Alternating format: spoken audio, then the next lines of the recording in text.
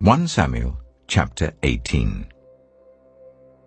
After David had finished talking with Saul, Jonathan became one in spirit with David, and he loved him as himself. From that day, Saul kept David with him and did not let him return home to his family. And Jonathan made a covenant with David because he loved him as himself.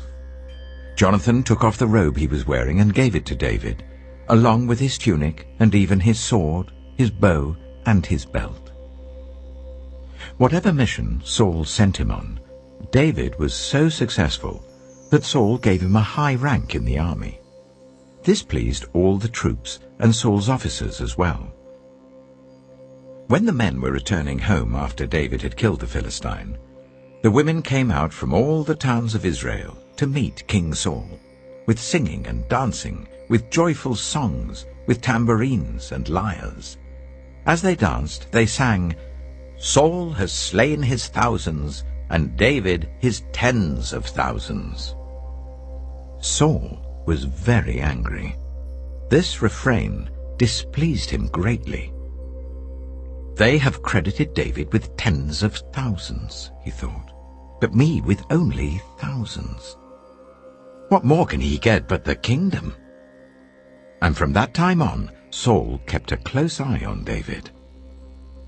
The next day, an evil spirit from God came forcefully on Saul. He was prophesying in his house, while David was playing the lyre, as he usually did.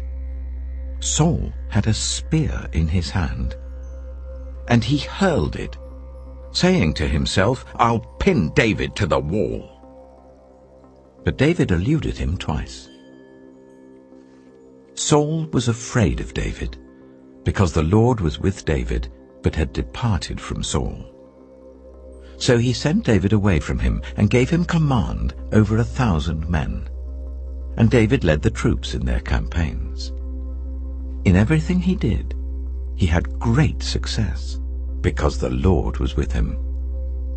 When Saul saw how successful he was afraid of him. But all Israel and Judah loved David because he led them in their campaigns. Saul said to David, "Here is my elder daughter, Merab. I will give her to you in marriage. Only serve me bravely and fight the battles of the Lord." For Saul said to himself, "I will not raise a hand against him. Let the Philistines do that." But David said to Saul, "Who am I? And what is my family, or my clan in Israel, that I should become the king's son-in-law?" So when the time came for Merab, Saul's daughter, to be given to David, she was given in marriage to Adriel of Meholah. Now Saul's daughter, Michal, was in love with David, and when they told Saul about it, he was pleased. "I will give her to him," he thought, "so that she may be a snare to him, and so that the hand of the Philistines may be against him." So Saul said to David, "Now you have a second opportunity to become my son-in-law." Then Saul ordered his attendants, "Speak to David privately and say, 'Look, the king likes you, and his attendants all love you. Now become his son-in-law.'" They repeated these words to David, but David said, "Do you think it is a small matter to become the king's son-in-law? I'm only a poor man and little known." When Saul's servants told him what David had said, Saul replied, "Say to David, 'The king wants no other price for the bride than 100 Philistine foreskins to take revenge on his enemies.'" Saul's plan was for David to fall by the hands of the Philistines. When the attendants told David these things, he was pleased to become the king's son-in-law.